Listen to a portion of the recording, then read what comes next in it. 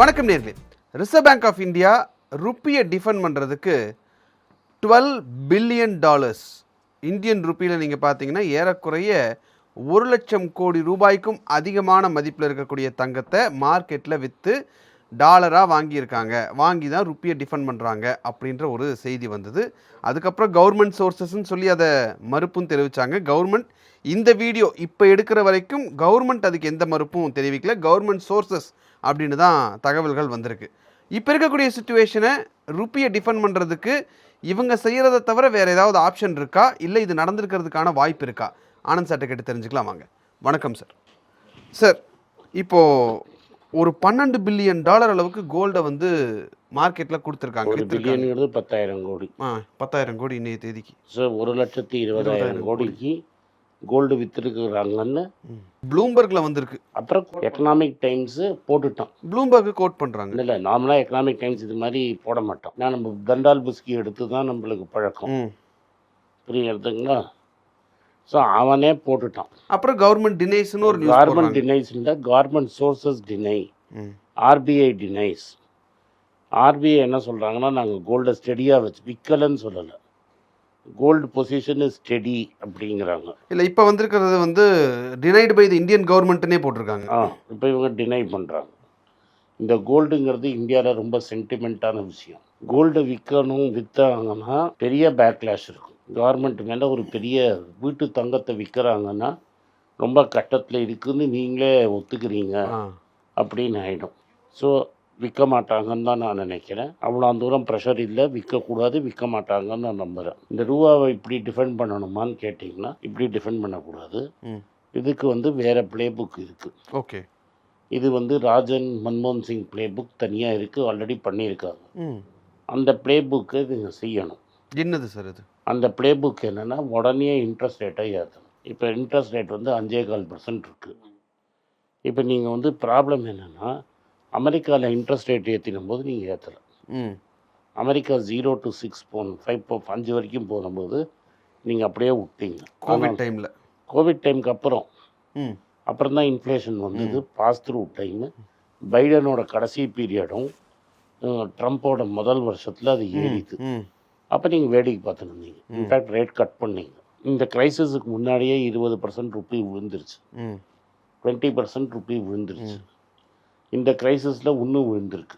அப்போ இதோட பெயின் காசு என்னென்னா, இந்தியாவில் இருக்கிற இன்ட்ரெஸ்ட் ரேட்டுக்கும் அமெரிக்காவில் இருக்கிற இன்ட்ரெஸ்ட் ரேட்டுக்கும் டிஃப்ரென்ஸ் தான் பார்ப்பாங்க. இப்போ நான் வெளிநாட்டு முதலீட்டாளர்னு வச்சுக்கேன். என்கிட்ட நான் துபாயில் உட்காந்துட்டு இருக்கேன், நான் வெளிநாட்டு முதலீட்டாளர். நான் வந்து எனக்கு எங்கே ரிட்டர்ன் வருதுன்னு பார்ப்பேன். இன்றைக்கி சேஃபஸ்ட் அசட் பஃபெட் மாதிரி இருக்கிறவன் அமெரிக்கன் கவர்மெண்ட்டுக்கு $400 பில்லியன் காசு கொடுத்து வச்சுருக்கேன். எனக்கு அங்கே 4.25% வருது. ஸோ எனக்கு ஆல்மோஸ்ட் $20 பில்லியன் எனக்கு நான் அமெரிக்காவில் இன்வெஸ்ட் பண்ணால் எனக்கு வருது. டிப்ரிசியேஷன் ரிஸ்க்கு கிடையாது, ஏன்னா நான் டாலரில் தான் மென்ஷன் பண்ணுறேன். நான் இந்தியாவுக்கு கடன் கொடுத்தேன்னா எனக்கு 7% தான் ரிட்டர்ன். சரி, 4.5 பெட்டர், ஆனால் எனக்கு ஒரு ப்ரீமியம் கிடைக்கிது. ஆனால் நாளைக்கு வந்து இப்போ நான் வந்து $100 மாற்றுறேன்னு வைங்க, திரும்பி இதே ரேட்டில் எனக்கு கொடுக்கணும் 3 வருஷம் கழிச்சுன்னா அதுக்கு ஹெட்ஜுன்னு பேர். அந்த ஹெட்ஜுக்கு ஒரு ப்ரீமியம் கட்டணும். 3.5 ஆகிடுச்சு, 8.1 காஸ்ட் 3.52 எடுத்துரு. ஸோ 3.5% ஹெட்ஜுக்கு வருது. இந்த ஹெட்ஜ் காஸ்ட்டு 3.5%, இது 4.5%, எனக்கு 8.1% வருது. சரியா? ஸோ இந்தியன் கவர்மெண்ட் எனக்கு 8 பாண்டில் எனக்கு 8% ரிட்டர்ன் கொடுத்தா தான் நான் இந்தியாவுக்கு வருவேன். பட் நான் 8%னால் எனக்கும் அதே 8% அங்கே கிடைக்குதுன்னா நான் ஏன் இந்தியாவுக்கு வரணும்? இன்னும் 1% எக்ஸ்ட்ரா, எனக்கு 1% எக்ஸ்ட்ரா வரும். நான் 9% இருந்தால் தான் இந்தியன் பாண்ட் மார்க்கெட்டில் போடுவேன். போன 2 வருஷமாக ஒரு வருஷமாக என்ன பண்ணியிருக்காங்கன்னா, இந்த பாண்ட் ரேட் ஆட்டோமேட்டிக்காக மார்க்கெட்டில் ஏறிடும். ஓகே, ஏறும். இப்போ 7ங்கிறது 8 ஆயிருக்கும். நம்ம என்ன பண்ணோம்னா, ஆர்பிஐ 8,08,000 crores, அதாவது 8 லட்சம் கோடி, 8,08,000 கோடி நான் வந்து அந்த பணத்தை போட்டு பேங்க் பாண்டை வாங்கியிருக்கேன். நான் பாண்டு வாங்கினா அந்த பணம் மார்க்கெட்டில் போகும். ஆமாம், புரியுதா? நான் பாண்டு எஸ்பிஐட்ட இருக்குது, எஸ்பிஐட்டேன்னு வாங்கினேன்னா அந்த பணம் எஸ்பிஐட்ட போகும். ஸோ யூ ஹவ் கிரியேட்டட் மணி.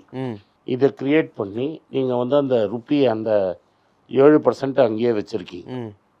நீங்கள் அங்கே 7% வச்சுருக்கிறதுனால பேங்க்குக்கு நீ 5.25% காசு கொடுக்குற. நான் 8 லட்ச ரூபாய்க்கு பாண்டை வாங்கிட்டேன்னா அந்த பாண்டை கொண்டு வந்து கையில் கொடுத்தேன்னா நீ 5.25%க்கு எனக்கு காசு தருவ. இப்போ என்ன ஆயிடுச்சுன்னா ஸோ 7.25 நீ தான் மேனிப்புலேட் பண்ணியிருக்க. அந்த 8.08 lakh crore நீ போட்டிருக்கலன்னா அது 8.9% போயிருக்கும். டாலர் வெளில போயிருக்காது. Okay sir. புரியுதா? இப்போ நல்லா புரிஞ்சுக்கிட்டியா? ஸோ யூ புட் மணி இந்த பணத்தை சிஸ்டமில் இறக்கி இன்ட்ரெஸ்ட் ரேட் ஏற்றாமல் பார்த்ததுனால இங்கேயோட அமெரிக்காவில் பெட்டராக கிடைக்கிறது. டெட் மார்க்கெட்டை விட்டு அவன் வெளில போயிட்டான். ஓகே, அப்போ இன்ட்ரெஸ்ட் ரேட்டை அன்னைக்கே அவங்க ஏற்றி இருக்கணும். ஏற்ற வேண்டாம், நீ ஒன்றும் பண்ணாமல் இருந்தால் ஏறி இருக்கும். குறைச்சிருக்க கூடாது. நீ குறைச்ச பை புட்டிங் 8 லட்சம் கோடியை நீ உள்ளே இறக்கின. இப்போ அதோட நெட் ரிசல்ட்டு 2 நாளைக்கு முன்னாடி அந்த பிஸ்னஸ் ஸ்டாண்டர்டில் ஒரு ஆர்டிக்கல் வந்திருக்கு. டோட்டலாக வந்து பேங்க்கில் இருக்கிற டெபாசிட்ஸில் 35% 40% வந்து 5 கோடிக்கு மேலே இருக்கிற அக்கௌண்ட். தட் இஸ் ஒரு ஆள் 100 கோடி டெபாசிட் இருக்குன்னா 35-40 கோடி வந்து 8 பேர் போட்டிருக்காங்க. ஓகே, 8-5-40 தட்டா 7-5-37. 100ல் 40 கோடி 8 பேர் போட்டது. 8 பேர் போட்டது. 60 கோடி தான் மற்ற 100 பேர் சேர்ந்து போட்டிருக்காங்க. மற்ற நாடே சேர்ந்து 60 கோடி போட்டிருக்கு. அப்புறம் இந்த 8 கோடி போட்டதுக்கு நீ டேர்ம் டெபாசிட்டுங்கிற பேர் சொல்லணும். சர்டிஃபிகேட் ஆஃப் டெபாசிட் அவனுக்கு ஜாஸ்தி கொடுத்து வாங்கியிருக்கு. ஸோ பேசிக்லி என்னென்னா பேங்க்கில் ஃபிக்ஸட் டெபாசிட்டில் எவனும் பணம் போட மாட்டேங்கிறான். ஏன்னா அவனுக்கு நீ 6%க்கு மேலே தர மாட்டேன். ஏதாவது சின்ன பேங்க்கில் 7% கொடுப்பேன், அதுக்கு மேலே கொடுக்க மாட்டேங்கிற. அதில் 10% இது பிடிச்சிக்கிறான், டிடிஎஸ் பிடிச்சிப்பாங்க. ஸோ உங்கள் கையில் வருது 7% போட்டால் கூட 6.3 தான். ஆமாம் சார், எஸ். நேஷ்னலைஸ் பேங்க்லாம் 5-6%க்கு மேலே கொடுக்கறது இல்லை. ஆமாம், அவன் 10% பிடிச்சிக்கிட்டான்னா 5 தான் வரும் கையில். நீ கிளைம் பண்ணி என்றைக்கோ வருங்கிறதுலாம் வேறு. அது 1 வருஷம் மினிமம். 1 வருஷம். ஸோ இதுதான் இன்னைக்கு பொசிஷன். எவனுமே பேங்க்கில் காசை ரீட்டைல் வந்து பேங்க்கில் காசை போடாமல் தூக்கி மியூச்சுவல் ஃபண்டில் ரிட்டர்ன் வரும்னு போட்டுன்னு இருக்கிறான். இந்த மியூச்சுவல் ஃபண்டில் போட்டோம்னா ஆல்ரெடி உனக்கு வந்து ருப்பி டிப்ரிஷியேட் ஆனதுனாலையும் உனக்கு வந்து economy is not in good shape. Earnings இல்லைன்னு உனக்கு 50 ஏர்னிங்ஸ் இல்லை. ஸோ அதனால் இந்த ஹை வேல்யூவேஷன் இருக்கணும்னா இது மாதிரி இவன் மியூச்சுவல் ஃபண்டு வாங்கினான். மியூச்சுவல் ஃபண்ட் வாங்கிட்டே இருக்கான். எஃப்ஐஐ பார்த்தா நல்லா லாபம் வருதுன்னு விற்றுட்டு போயிட்டான். இப்போ என்ன ஆயிடுச்சுன்னா நீ 8,08,000 கோடி போட்டதுனால இன்ட்ரெஸ்ட் ரேட் ஏற மாட்டேங்குது. இன்ட்ரெஸ்ட் ரேட் ஏறாததுனால மக்கள் மியூச்சுவல் ஃபண்டில் போடுறான். எஃப்டி பெட்டரா மியூச்சுவல் ஃபண்ட் பெட்டரானா தோனி டெண்டுல்கரே வந்து மியூச்சுவல் ஃபண்ட் செய்யுங்கிறதுனால கொண்டு வந்து இதில் கொட்டுறான். மியூச்சுவல் ஃபண்டில் 3 வருஷமாக ரிட்டர்ன் இல்லை. அது உனக்கே தெரியும். ஆமாம் சார். 5 வருஷத்துக்கு போனாலே 6-7% தான் ரிட்டர்ன். 10% ரிட்டர்ன் 5 வருஷத்தில். இண்டெக்ஸ் வந்து லாஸ்ட் 3 இயர்ஸ்க்குன்னு பார்த்தீங்கன்னா 4% என்னமோ இருக்குது sir, which is way lesser then inflation. ரைட்டா? இந்த பணத்தெல்லாம் எடுத்து எஃப்ஐஐ வெளில போகிறோம். அந்த எஃப்ஐஐ வெளில போகிறதுக்கு தான் உனக்கு டாலர் வேணும். ரைட்டா? நம்மகிட்ட ரிசர்வ்ஸ்ன்றதை வித்துனே இருக்குது. ரிசர்வ்ஸில் வந்து 2 காம்பனென்ட்டு, ஒன்று கோல்டு, ஒன்று ஃபாரெக்ஸ். டாலர் மாதிரி. டாலர் இன்னும் அதிசாலி புத்தி என்ன பண்ணேன்னா ஃபியூச்சர்ஸ் மார்க்கெட்டில் விற்று ரூபாவை டிஸ்டபிளைஸ் பண்ண பார்க்குற. இதே ரூபா ஸ்டேபிளாக இருக்கும்போது நீ 100 ரூபா 105 ரூபாய்க்கு விட விட்டேன்னு வச்சுக்கோ, அவன் வெளில எடுத்துன்னு போக மாட்டான் பணத்தை. நீ கஷ்டப்பட்டு அதை ஸ்டேபிளாக இவனும் விற்று எடுத்து போயின்னே இருக்கான். இதெல்லாம் ஈக்குவேஷன் புரிஞ்சுக்கிட்டியா? இப்போ ஏன் வந்து கவர்மெண்ட்டு இன்ட்ரெஸ்ட்டை லோவாக வைக்கிறான் அப்படின்னு பார்த்தேன்னா A1 A2 A3 A7 வரைக்கும் ஹெவியாக வந்து இந்தியாவில் கடன் வாங்கிட்டான், வெளிநாட்டிலையும் போய் கடன் வாங்கிட்டான். ரைட்டா? அவன் என்ன பண்ணியிருக்கான், A1 A2 வெளிநாட்டில் கடன் வாங்கி எஸ்பெஷலி A2 இந்தியாவில் இன்வெஸ்ட் பண்ணியிருக்கிறான். டாலரில் வாங்கி இங்கே இந்தியாவில் இன்வெஸ்ட் பண்ணியிருக்கிறான். A1ம் இந்தியா டாலரில் வாங்கி இங்கே இன்வெஸ்ட் பண்ணிட்டான். டெலிகாம், ரீட்டெயில்னு. நான் கடன் வாங்கிறச்சு 70 ரூபா டாலர். இப்போ நான் திரும்பி கொடுக்கணுன்னா 100 ரூபாய்க்கு ஒரு டாலருக்கு திரும்பி தரணும். ஸோ என் கேபிட்டல் வந்து 1.5% $5 பில்லியன் வாங்கின இடத்துல நான் $6.5 பில்லியன் திரும்பி தரணும். 30% எக்ஸ்ட்ரா தரணும். அதை நான் ரெசிஸ்ட் பண்ணுறேன்னு இவங்க ட்ரை பண்ணி, இதை நான் சொல்லலை, அரவிந்த் சுப்ரமணியமே ஒரு பேப்பரில் எழுதியிருக்குது. அரவிந்த் சுப்ரமணியம் காங்கிரஸ் கரப்படாத ஒரு மனுஷன். ஏன்னா ஜெய்ட்லி தான் கூப்பிட்டு வந்தார். அவர் என்னது அருண் ஜேட்லி, மறைந்த அருண் ஜேட்லி தான் அவனை கூட்டின்னு வந்தது. அவன் இந்த புர்ஜத் பட்டேலையும் விராலாச்சாரையும் விரட்டி விட்றச்ச இவனையும் விரட்டி விட்டாங்க. ஏன்னா இவங்கெல்லாம் டிமானிட்டைசேஷன் தப்புன்னு சொன்னவங்க. இந்த விரட்டி விட்டவங்களில் இவனே இதை நீ வந்து டிஃபெண்ட் பண்ணுறன்னு எழுதிட்டான். இவனுக்கு டிஃபென்ஸுக்கு என்ன பண்ணுறதுன்னா நம்ம ஈரோட்டில் ஒரு டெக்ஸ்டைல் மேனுஃபேக்சரர் பார்த்தோமே, குவாலிட்டி கண்ட்ரோல்னு எங்களை சைனாலேருந்து இம்போர்ட் பண்ண விடாம ஃபோர்ஸ் பண்ணி இவங்கள்ட்ட வாங்க வைக்கிறாங்க.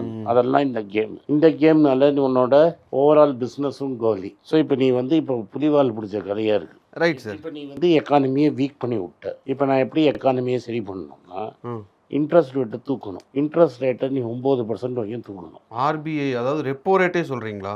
ரெப்போ ரேட்டு 7 பண்ணேன்னா அது 9 போயிடும். Okay sir.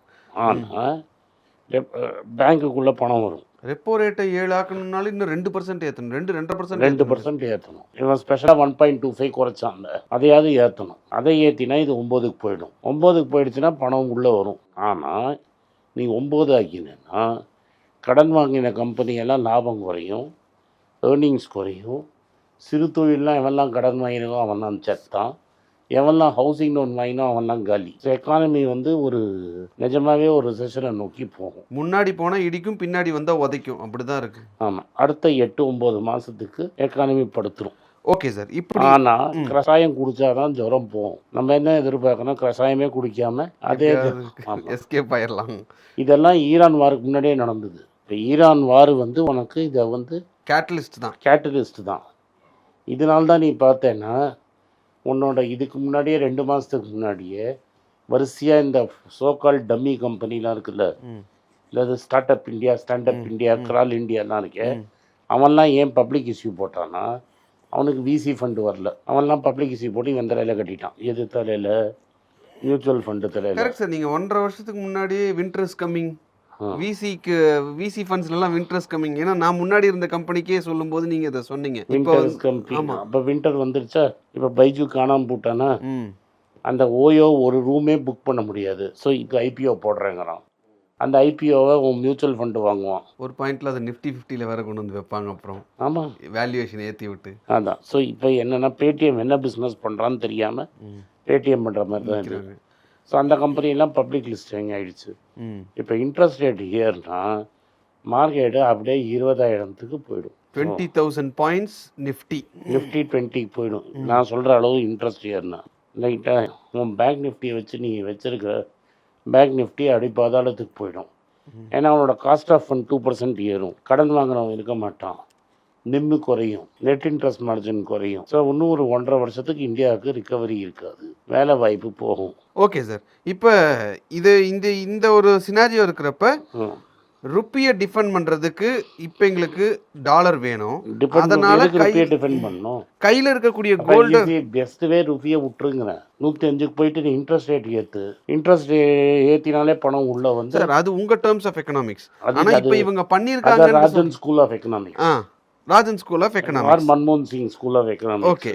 இப்போ இவங்க பண்ணியிருக்கிறதா வந்திருக்கக்கூடிய செய்தி, பண்ணியிருக்க கூடும் அப்படின்னு வந்திருக்கக்கூடிய ரிப்போர்ட் அதெல்லாம் பண்ணா நீ கோல்டு விற்றுருக்க மாட்டான். வித்தானா என்ன ஆகும்னா இந்த காக்ரோச் ஜனதா பார்ட்டியுமே இன்னும் பெருசாகிடும். ஐயோ நகையை வித்துட்டான் எல்லாம் பிரண்டு அழுவான். ஏன் இந்த சந்தேகம் வருதுன்னாங்க சார், ரஷ்யா வந்து கோல்டை எக்ஸ்போர்ட்டை வந்து பேன் பண்ணாங்க. அவங்க சொன்ன காரணம் எனக்கு வந்து டாலர் இல்லை, நான் ஏதாவது வாங்கணும் எனக்கு தேவை அப்படின்னா அதுக்கு கோல்டு தேவை, அதனால் நான் கோல்டை வச்சுருக்கேன் அப்படின்னாங்க. இப்போ அதே மாதிரி ஒரு டாக்டிக்ஸை இந்தியா ஃபாலோ பண்ணி டாலருக்காக கோல்டை கொடுக்குறாங்களோ? இந்தியாவால் தலையமாக கோல்டு விற்க முடியாது. ஓகே, கோல்டு விற்றா தெரிஞ்சிடும். ஒரு நாள் ஏமாற்றலாம், 2 நாள் ஏமாற்றலாம். நீ கோல்டை எடுத்து இவ்வளோ டன்னை எடுத்து வெளியில் போனால் தெரிஞ்சிடும். லோக்கல் மார்க்கெட்டில் விற்றா ஜவேரி பஜாரில் வெளில வந்துடும். Okay sir, fine. இது ஒரு ஏதோ ஒரு ரூமர் இருக்குது, ஏதோ பண்ணியிருக்காங்க. ஆமாம், எங்கேயோ தங்கத்தை எடுத்து ஏதோ பண்ணியிருக்காங்க. எவ்வளவு என்னங்கிறது தெரியல. வித்தானா, இடத்த மாற்றினானா, பிளெட்ஜ் பண்ணானா ஒன்றும் தெரியல, ஏதோ பண்ணியிருக்கிறான். ஆனால் தான் ப்ளூம்பர்க் கிளிக் பண்ணிடுச்சு டெர்மினல். இப்போ அவன் என்ன பண்ணாங்கிறது இன்னும் தெளிவாக தெரியல. நான் நினைக்கிறேன் விற்கலன்னு தான். ஆனால் போக காலத்தில் உண்மை வெளில வந்துடும். விற்றுருந்தாங்கன்னா மார்க்கெட்டில் மக்கள் பயந்துருவாங்க. என்ன நடக்கும் சார்? பீதி. நீ எப்போ தங்கத்தை விற்பாங்க உங்கள் வீட்டில்? ரொம்ப கஷ்டமான. உங்கள் வீட்டில் தங்கம் விற்று நீ பார்த்துருக்கியா? இல்லை. நீங்கள் பல்ல பிஸ்னஸ் அப் அண்ட் டவுன்லாம் பார்த்துருக்குற ரைட்டா? நான் விற்றுருக்கேன். அது உன் வீட்டில் நீ பர்சனலாக? நான் பர்சனலாக ஆஸ் அ பர்சனாக நான் சென்னை வந்த புதுசில் கையில் கொஞ்சம் எடுத்துகிட்டு வந்ததை நான் விற்றுருக்கேன் என்னோட செலவுக்கு. என் வீட்டில் ஐம் நாட் டிபெண்ட்ங்கிறதுனால அந்த செலவுக்கு. நீ வாங்கின தங்கமாக வீட்டில் நான் வாங்கினது காலேஜ் படிக்கும்போது பார்ட் டைமில் வாங்கினது. இதுக்காகவே ஒரு சில விஷயங்களுக்கு தேவைப்படுன்றதுக்காக வாங்கி. நீ வாங்கின தங்கத்தை நீ விற்றையே தவிர உங்கள் அப்பா வாங்கின தங்கத்தை இல்லை விற்க விட்டுருவார் அவனா? இல்லை. ஊரில் எவனா தங்கத்தை விற்பாங்க? மாட்டாங்க. எப்போ விற்பாங்க? ரொம்ப கஷ்டமான ஒரு சிச்சுவேஷனில் தான் சார். Very rare situation. இதுக்கப்புறம் வேறு ஆப்ஷன் இல்லை. அப்போ மக்களும் அதானே நினைப்பான். ஓகே, இங்கே பெரிய ட்ராப்பில் மாட்டிக்கிட்டோம். இந்தியா பெருசாக மாட்டிக்கிச்சு. அப்போ எனக்கு என்ன சந்தேகம்னா சார், வித்துட்டு இருக்கோம், இந்த பயம் மக்களுக்கு வந்துடக்கூடாதுன்றதுக்காக இல்லை நாங்கள் விற்கல, அந்த ரிப்போர்ட் போய் இன்னைக்காவது ஒரு நாளைக்கு வெளில வந்து தானே. இன்னைக்கு ஒரு நாளைக்கு பல நாள் திருடன் ஒரு நாள் மாட்டிட்டு வரல. ஓகே சார், இது ஒரு பக்கம் நடந்துட்டு இருக்கு. ட்ரம்ப் வந்து இன்னொரு பக்கம் என்ன சொல்றாரு, 1953, 56 தான் நீங்கள் வந்து நம்மகிட்ட எவ்வளோ கோல்டு இருக்குன்னு ஆடிட் எடுத்தீங்க, மறுபடியும் எனக்கு ஒரு ஃபிசிக்கல் ஆடிட் எடு, அமெரிக்கா கிட்ட எவ்வளோ கோல்டு இருக்குன்னு ஒரு ஃபிசிக்கல் ஆடிட் எடுன்னு சொல்கிறாரு. ஸோ இத்தனை வருஷமாக இல்லாமல் ஒரு 70 வருஷமாக இல்லாமல் இப்போ எடுன்னு சொல்கிறாரு. ஒன்று. ரெண்டாவது, அமெரிக்காவுக்கு வந்து ஒரு 40 ட்ரில்லியன் கடன் கிடையாது. அதில் ஏதாவது கோல்டு ஏதாவது கை போடலாமான்னு ட்ரம்ப், ஏன்னா அவர் அதில் ஒரு பாயிண்ட்டை சொன்னதாக வந்திருக்கிற ரிப்போர்ட்டில் என்னென்னா, கோல்டு வந்து $4,500 ஒரு அவுன்ஸு. அப்போ இருந்து நீங்கள் வாங்கி வச்சுருந்தா இன்றைக்கி அதோட வேல்யூ எவ்வளோ ஏறி இருக்கும். அவ்வளோ அதை நான் கொஞ்சம் இன்ஃபேக்ட் இந்தியா என்ன பண்ணாங்கன்னா, ஆர்பிஐ ப்ராஃபிட் பண்ணிட்டுன்னு கொடுத்த 2.87 lakhs போய் என்றைக்கோ சர்தார்ஜி காலத்தில் வாங்கின டாலர், 50 ரூபாய்க்கு வாங்கின டாலரை நம்ம தான் வாங்கியிருக்கோம் 50 ரூபாய்க்கு. இன்றைக்கி 95 ரூபாய்க்கு டிஃபெண்ட் பண்ணுறதுக்கு விற்றுட்டு நான் லாபம் 45 ரூபா வாங்கி வச்சது அன்னைக்கு. இன்னைக்கு வேறு வழி இல்லாமல் நடுத்தருக்கு வர போகிறோன்னு டிஃபெண்ட் விற்கிற, டிஃபென்ஸுக்கு விற்கிற, திரும்பி வாங்க போகிற, ரைட்டா? அதில் நான் லாபம் சம்பாதிச்சேன்னு சொல்லி கவர்மெண்ட்டுக்கு டிவிடெண்ட் கொடுக்குறேன் சார். அப்படி பார்த்தா கூடவே இப்போ கொரோனா டைம்லலாம் நிறைய இன்வெஸ்ட்மெண்ட் வந்தது இல்லைங்க சார். அடுத்தது, அதாவது மார்க்கெட்டில் இன்வெஸ்ட்மெண்ட் நான் சொல்கிறது. நாங்கள் அப்படி ஃபஸ்ட் இன் ஃபஸ்ட் அவுட் தானே காட்டுவோம். அப்படின்னா சார், எப்போ டாலர் நான் ஃபஸ்ட்டு வாங்கினேனோ அதானே விற்பேன். இந்திரா காந்தி காலத்தில் வாங்கினேன் எந்த டாலரை விற்றேன்னு நான் ஃபஸ்ட் இன் ஃபஸ்ட் அவுட் போட்டு லோவஸ்ட் வேல்யூ எதோ இருக்கோ அதுதானே காட்டுவேன். ஓகே, ஆனால் தான் சொல்ல லாஸ்ட்டாக வாங்கின டாலரை விற்றேன்னா லாபமே கிடையாது.